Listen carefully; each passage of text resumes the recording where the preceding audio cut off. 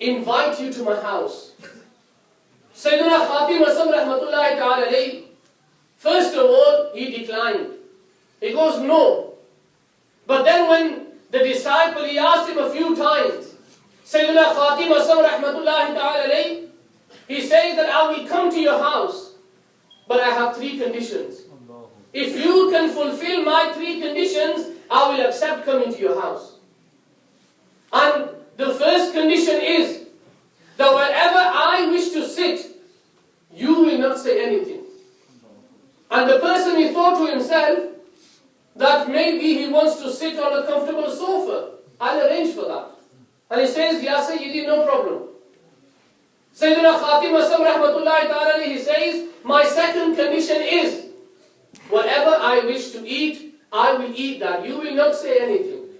And again that person, he thought, there might be something that he likes. I will cook a few dishes. Whatever he wishes, he can eat from them. So he says, I accept your second condition. And then he says that my third condition is, whatever I tell you, you will act upon that and you will listen to me. And the murid, he thought to himself, well, what is he going to say? Be punctual in namaz and roza. I will say yes. And his murid, he says that, Ya Sayyidi, I accept all your conditions. Sayyidina Khatim Asam rahmatullahi ta'ala alayhi, he accepted. And that day came when Sayyidina Khatim Asam rahmatullahi ta'ala alayhi, he went to the murid's house. As he went to the house, a lot of people were invited. A lot of people were there waiting for the Wali Allah of his time. Sayyidina Khatim Asam rahmatullahi ta'ala alayhi, when he entered the house, where the people took off their shoes, he sat on top of them. The murid came and he says, Ya Sayyidi, why are you sat here? I have a sofa, I have a comfortable place inside. This is not where you wish to sit. I want you to sit inside. Sayyidina Khatim Asam rahmatullahi ta'ala, he says that, look, I told you that wherever I wish, when I want to sit, you will not say anything. He kept quiet. The second, when people started to eat, there was a lot of dishes prepared for him. People started to eat food.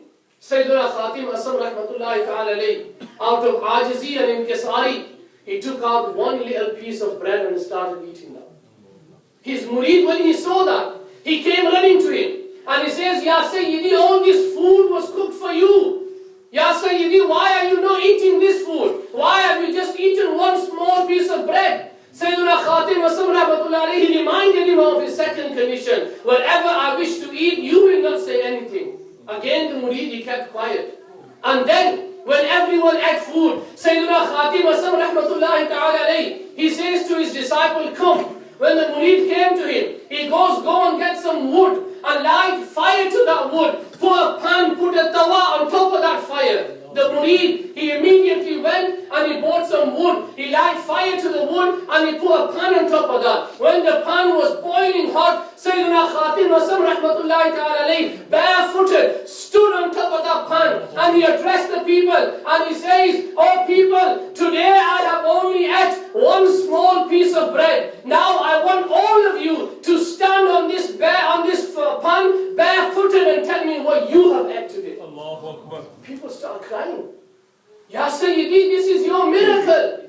This is your karamat that you can stand barefooted on this burning pan. We are worldly people. We don't have that power. Sayyidina Khatim Asam rahmatullahi ta'ala alayhi, he stood and he addressed the people.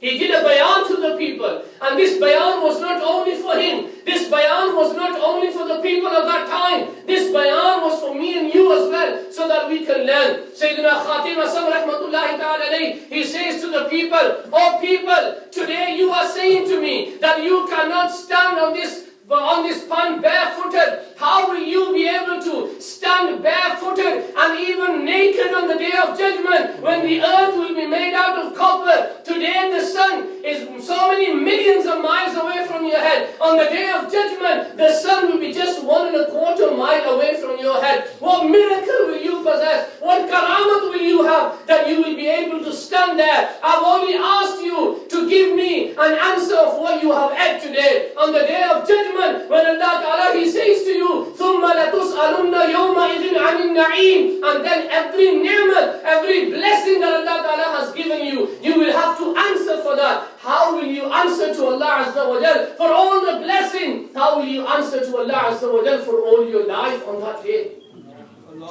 People start to cry. My dear Islamic brothers, there is a lesson for us as well. One murid, he went up to his shaykh and he says, tell me something that I can go back home and I can act upon that. And his shaykh, he says, go home and before you go to sleep, just think to yourself all the sins you have committed today. Just think to yourself. This is what we call Fikr Madina in Dawete Isl. That you think about what you have done today.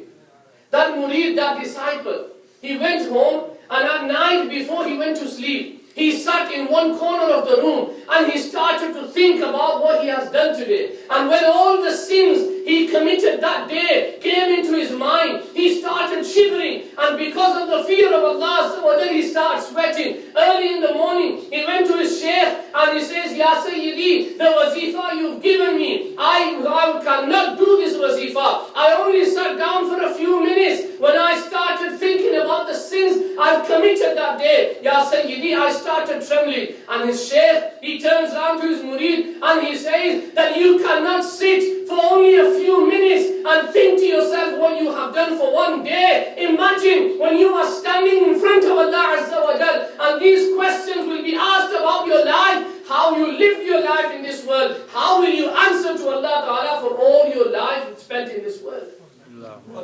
My dear Islamic brothers, one thing that we must fear, Allah Azza wa Jal, rizq, life and death are all in the possession of Allah Azza wa Jal. We were born Muslims. Allah Ta'ala showered His blessings upon us. We never made dua that Ya Allah make us Muslims. We were born into a Muslim's home. It's not because of our actions. It's not because of our du'as that we were born Muslims. It is only because of the mercy of Allah that me and you were born into a Muslim home.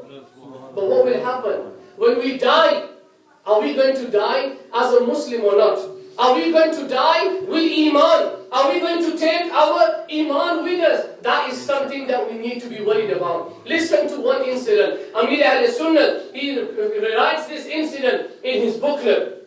It's stated in Minhajul Abidin that Sayyiduna Fuzail bin Ayaz, rahmatullahi ta'ala alayhi, he once visited one of his disciples who was near to his death. He sat next to his disciple and began to recite Surah Yasin Sharif. The disciples said to him, stop reading Surah Yasin. He then instructed his disciple to read the kalima. But his disciple recited, I will never read this kalima and I have nothing to do with this kalima. And he died saying these words.